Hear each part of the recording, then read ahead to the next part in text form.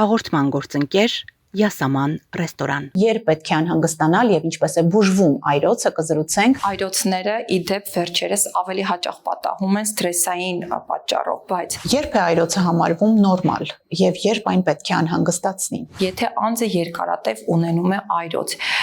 երկար տարիներ իրեն անհանգստացում է, չի դիմում բժշկի եւ հանկարծ անհետանում է այդ այրոցը, դա ավելի վատ նշան է։ Մարդիկ սոդայաջուր են խմում կամ կաթը սոդայով։ Սա կարող է օգնել, թե հակառակը վնասել։ Չի կարելի ջուր խմել ուտելուց հետո։ Այո, պիտի սպասեն ուտելուց հետո 1 ժամ կամ ուտելուց առաջ պիտի օգտագործեն իրենց հեղուկները, օրինակ կես ժամ առաջ։ Ինչպես ազատվել այրոցից եւ դրա հետևանքով առաջացած խնդիրներից։ Հաղորդման գործընկեր Elson Salon Studio։ Դուք դիտում եք Միֆեր առողջության մասին հաղորդումը, բարև ձեզ։ Այսօր խոսելու ենք ստամոքսի աղիքային ամենատարածված խնդիրներից մեկի այրոցի մասին։ Ժողովրդական խոսքով ժոգ ասվածի, որը պատահել է երևի թե յուրաքանչյուրիս մոտ, սակայն կան հստակ ախտանշաններ, որոնք խոսում են վտանգի մասին։ Ուրեմն երբ պետք է անհանգստանալ եւ ինչպես է բուժվում այրոցը, կզրուցենք գաստրոենտերոլոգ Աստղիկ Խաչատրյանի հետ, բարև ձեզ։ Բարև ձեզ։ Շնորհակալ եմ հրավերն ընդունելու համար։ Ես էլ եմ շնորհակալ ձեզ հրավիրելու համար։ Բժշկուհի, մենք բոլորս գիտենք, որ աղիները համարվում են մարդու երկրորդ ուղեղը եւ երբ կա խնդիր, մտածողությունը արգելակում է։ Ուրեմն հասկանանք, թե ինչ է այրոցը եւ որոնք են առաջացման պատճառները։ Այրոցը դա կերակրափողի հատվածում զգացողություն է, որը կարող է լինել վառող, տանջող կամ ցավոտ։ Այրոցը կարող է լինել նաև զգացվել հետհոսքի ձևով, այսինքն ուտելուց հետո կամ առաջ կարող է հետհոսքի զգացողություն լինել այս հատվածում, կրծքավանդակի մեջտեղի հատվածում։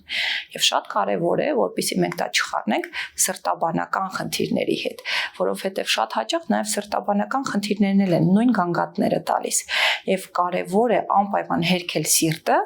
ապա հետո անցնել ստամոքսաղիքային համակարգի խնդիրները քննարկելուն։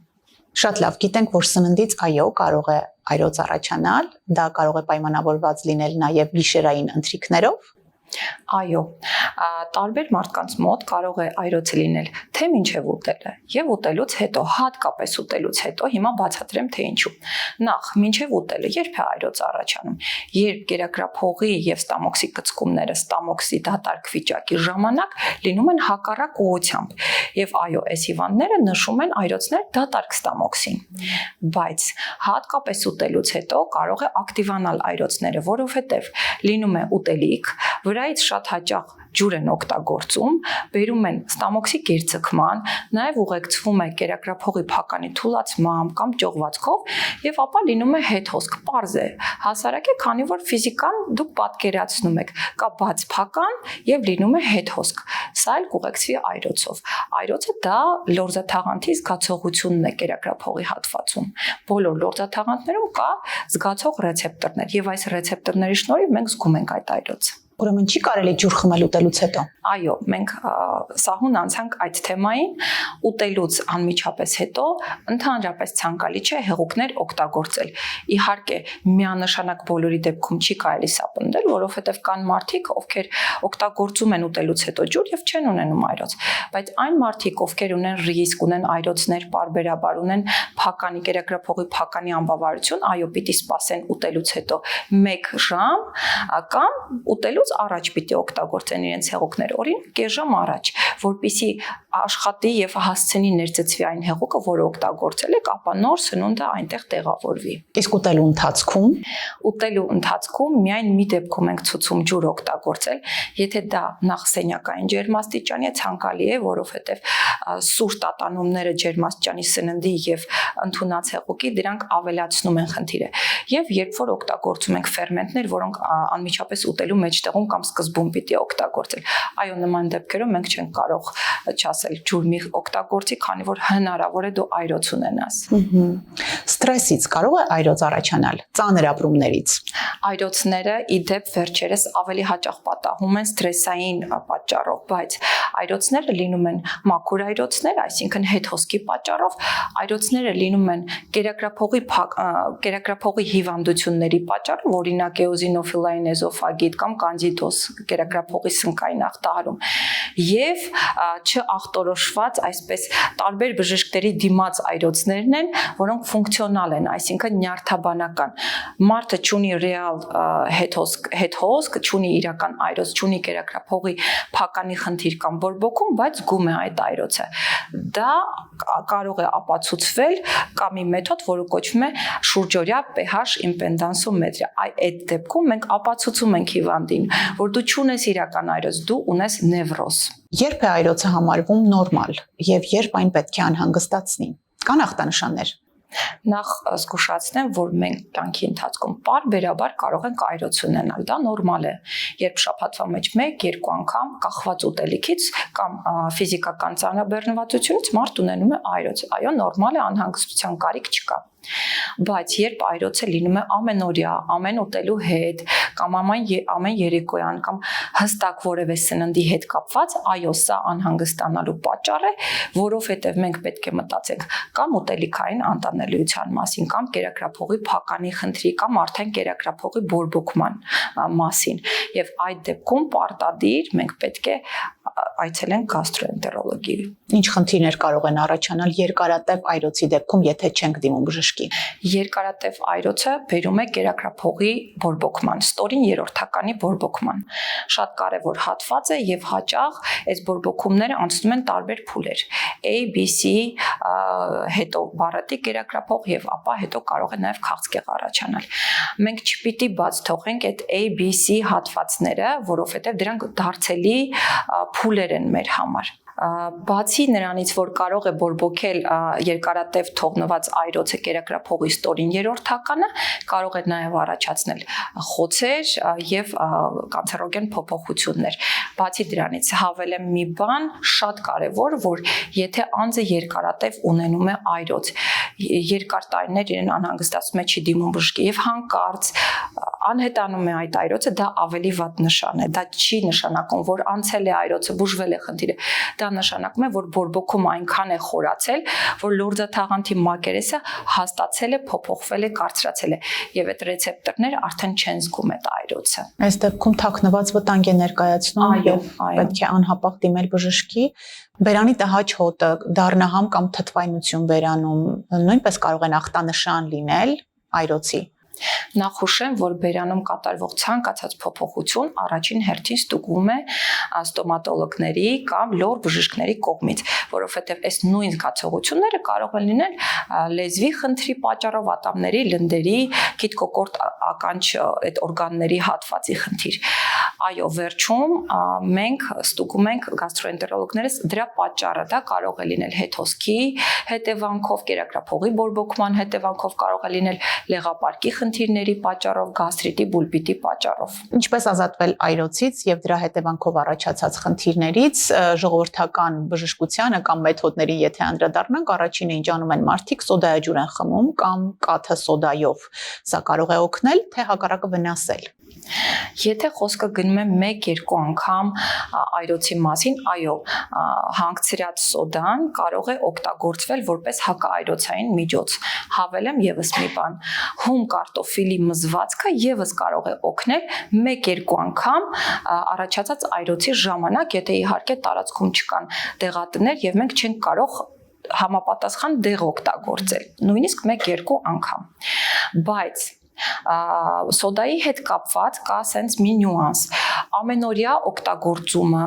հաճախ օգտագործումը ոչ ճիշտ չափաքանակներով օգտագործումը, իսկ ճիշտ չափաքանակները այդպես էլ որևէ մեկը չի որոշել, չի կատարել բազմակի հետազոտություններ, չէ՞ որ մենք բժիշկներս խորհուրդ ենք տալիս այնպիսի միջոցներ, որոնք անցել են բազմակի հետազոտությունների փուլ մարդկանց վրա։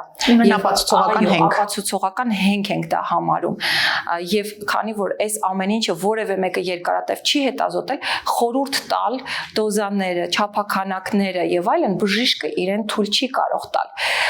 Եթե մարդը ինքն է որոշում օգտագործել, դա իր անձնական պատասխանատվության սահմաններում է, բայց այո, սոդան 1-2 անգամ կարող է օգտագործվել որպես հակաայրոցային միջոց։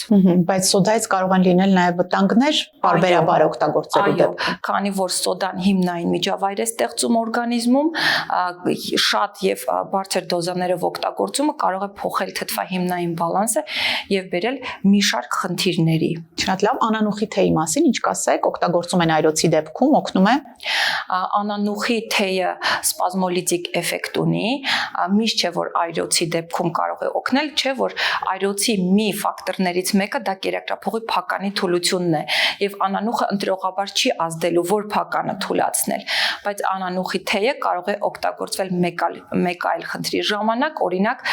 գերգազագոյացման ժամանակ եւ ստամոքսի սպաստիկ ցավի ժամանակ, եթե վստահ ենք որ դա է։ Կան մթերքներ, որոնք հակառակ ազդեցությունն են թողնում, ավելի գրգռում կամ ավելի զգայունացնում ստամոքսահյութը եւ այրոցի ավելի բարդ տեսակներ առաջացնում։ Այո, ցանկացած սուր համեմված մթերք, ցանկացած կարմիր գունավորման մթերք, ինչպիսին է օրինակ տոմատը, եւ յուղոտ, եւ տապակած, բազմակի տապակած վիճակում գտնվող սնունդը եւ արագ սննդային կետերի սնունդը կարող է խորացնել այրոցը, բերել այս վիճակի ավելի վատթարացման։ Իմբիրը, լիմոնը Իմբիրը եւ լիմոնը, եթե օգտագործում ենք մեծ չափականակով, բացի լիմոնից իմբիրի մասին է խոսքը, կարող է բերել այրոցի վատթարացման, բայց լիմոնը ինչքան էլ թթու լինի, մեզ թվա թե թթու է, նա չի բարձրացնում թթվայնությունը, հակառակը նա ավելի դրդում է հիմնային միջավայրի առաջացումը։ Սուրճը թեյը ինչպես են ազդում։ Սուրճը թեյը եւ էներգետիկները եւ քաղցր գազավորված ըմպելիքները պարունակում են մեծ քանակի կոֆեին, իսկ ցանկացած կոֆեին եւ նիկոտին եւս հավելեմ բերում է կերակրափողի փականի թուլացման, վատ վիճակի եւ ավելացնում է այրոցի քանակը։ Խորոված արած միսը ինչպես է անդրադառնում ստամոքսաղեքայինի վրա, մասնավորապես այրոց կարող է առաջացնել։ Էլի կապված է մարդու նախկին գանգատների հետ, եթե ամենօրյա այրոց է, այո, կարող է վատացնել, քանի որ ճարպոտ սնունդ է համարվում։ Բացի դրանից չի խրախուսվում ապխտած, խորոված եւ ծխեցված մսամթերքի ամենօրյա օգտագործումը, քանի որ այս ծխեցման ընթացքում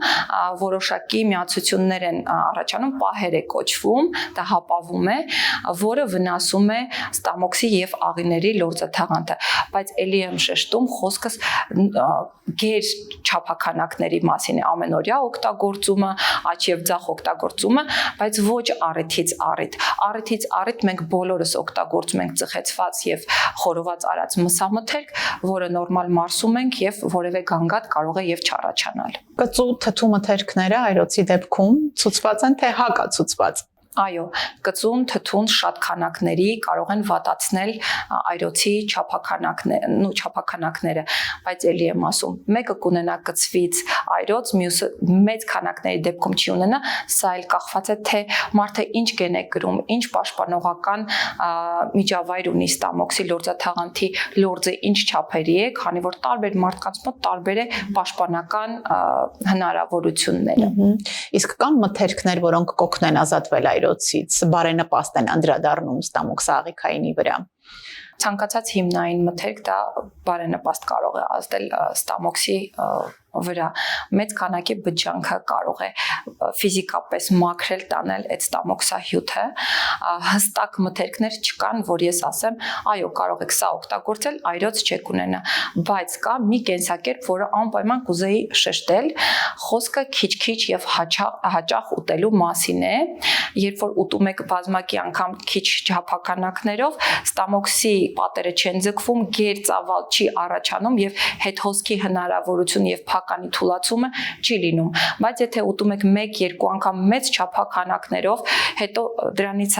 հետո օգտագործում եք մեծ քանակի հեղուկ կամ գազավորված ըմպելիք, այո, դուք բարձրացնում եք ձեր մոտ այրոցի ռիսկը եւ բերում եք հետագայում փականի թուլացմանը։ Բացի դա, անպայման հետևեք նրան, որպեսզի չուտեք ու պառկեք, ուտեք եւ քայլեք ուղղահայաց դիրքում գոնե մի 15 րոպե, չուտեք ֆիզիկական գործ անեք։ Օրինակ, պատկերացրեք բանվորները, որ հաց են ուտում եւ սկսում են ծանր ինչ-որ աշխատանք կատարել, ծանրություններ բարձրացնել։ Իհարկե նրանց մոտ հետագայում առաջանալու է այրոցի զգացում։ Հատկապես ուզում եմ նրանց շեշտել, որ աշխատեք այնպես անել, որ երբ որ ֆիզիկական աշխատանք եք անում, ձեր ստամոքսը գոնե դատարկ լինի։ Կամ ուտելուց առնվազն 30 րոպե հետո աշխատեն։ Այո։ Շատ լավ, շատերը հանքային ջուր կամ գոլ ջուր են խմում ուտելուց հետո, ասում են օգնում է Չունենալ այրոց։ Ճիշտ է։ Ինչպես ասեցի, հեղուկը ցանկացած տիպի ավելացնելու է ծավալը եւ բերելու է ռիսկի մեծացման եւ դա որևէ բանով չի օգնելու։ Այո, գոլջուրը մաքրում է կերակրափողը ֆիզիկապես, ոչ մի այլ բան։ Հանքային ջուրն էլ ոչ։ Հանքային ջուրը եթե օգտագործում ենք, պիտի գազը հեռացնել, որովհետև գազը եւ թթուն ավելի են շատացնելու այրոցի զգացողությունը, բայց ընդհանուր առմամբ հանքային ջուրը երբ գազը հանում ենք, հիմնային միջավայրը եւ չեզոքացնում է ստամոքսի թթվայնությունը։ Հակաբիոտիկները կարող են դառնալ այրոցի պատճառ։ Միանշանակ ցանկացած դեղ եւ հատկապես հակաբիոտիկները բերում են օրգանիզմի ծանրաբեռնման եւ թթվայնության բարձրացման։ Այո, նրանք կարող են բերել այրոցի շատացման։ Եվ այստեղ օգնության են հասնում պրոբիոտիկները։ Ցանկացած դեպքում ոչ թե պրոբիոտիկները մեզ ազատելու են այրոցի զգացողությունից, այլ չեն թողնելու, որպեսզի անտիբիոտիկները, որոնք մենք օգտագործում ենք, սպանեն մեր լավ աղների բակտերիաները, գոնե ինչ որ չափով օգնելու են, որ այդ դիսբալանսը չառաջանա։ Եվ այո, բազմիցս նշել են, որ ամբողջ հակաբիոտիկի կուրսի ընթացքում անպայման օգտագործեք պրոբիոտիկներ, որը ապացուցված է, որ պիտի օգտագործենք։ Երբ խմել պրոբիոտիկներ անտիբիոտիկներից հետո որքան ժամանակ է պահանջվում ընդունելու համար եւ որ տեսակները խորհուրդ կտաք։ Ճիշտ է, պրոբիոտիկները հատուկ կապսուլայի մեջ են գտնվում, որոնք բացվում են աղիներում եւ իհարկե իրենց մեջ ցուցված է, որ ուտելուց հետո օգտագործեք։ Բայց ես որպես գաստրոենտերոլոգ կասեմ, որ ճիշտ է, որ անտիբիոտիկից 1-2 ժամ հետո օգտագործեք պրոբիոտիկները, որպեսզի մաքսիմալ անտիբիոտիկը չխանգարի պրոբիոտիկի էֆեկտին։ Իսկ պրոբիոտիկներից ընդհանուր խումբ կասեմ եւ նաեւ որոշ անուններ կտամ, լակտոբիֆիդոբակտերիաները եւ բուլարդի բակտերիաները շատ օգտակար են աղիների համար, օրինակ ինչպիսին են էնտերոլոլակտոջին, լաբեկը եւ այս կարգի նարինեն հայկական, դրանք կարող եք օգտագործել։ Եվ վերջում այրոցի ժամանակ խորհուրդ են տալիս զիթապտղի ձեթ օգտագործել, սոված փորին կամ ընթացքում, սա միֆ չէ։ Որպես հակաայրոցային մեթոդ, այո, միֆ է եւ միգուցե մեկին օգնել է, իսկ մնացածին չի օգնի, բայց միևնույն է զիթապտղի ձեթը բավականին օգտակար է եւ այո, զիթապտղի ձեթը կարող եք օրինակ օգտագործել փորկապությունների ժամանակ որպես հավելյալ օգնող մեթոդ, բայց հակաայրոցային բուժում որպես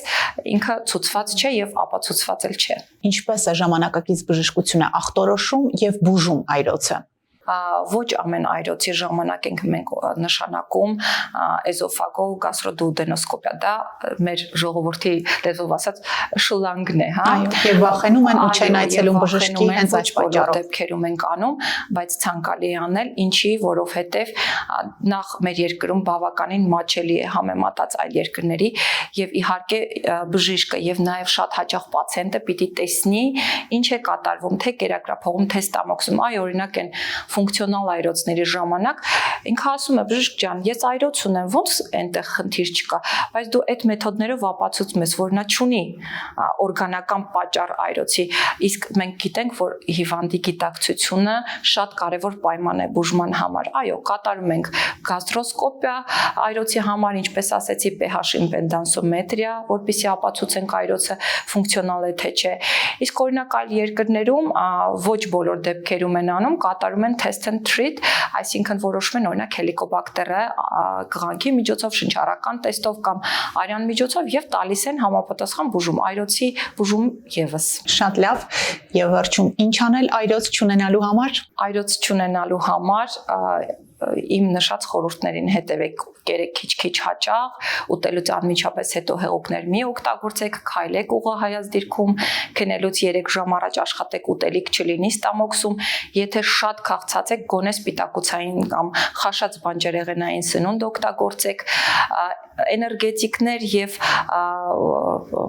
կծու, յուղոտ, ապխտած մթերքներ հնարավորինս քիչ օգտագործեք, սրանք բոլորը ռիսկն են բարձրացնում այրոցի։ Շնորհակալություն բժշկուհի հետաքրքիր զրույցի համար։ Շնորհակալ եմ։ Հիշեցնեմ, մենք զրուցում ենք գաստրոենտերոլոգ Աստղիկ Խաչատրյանի հետ։ Դուք դիտում եք Միֆեր առողջության մասին հաղորդումը, տիրապետեք ինֆորմացիայի ուժին, եղեք պաշտպանված։ Շնորհակալություն նաև Յասաման ռեստորանին, ընկերական համեղ հանդիպումների, ջերմ հիշողությունների լավագույն հավաքատեղի։ Շնորհակալություն նաև Elson Salon ստուդիային համագործակցության ուղղության համար։ Հանդիպում ենք ամեն չորեքշաբթի եւ շաբաթ ժամը 19:30-ին։ Մինչ հանդիպում։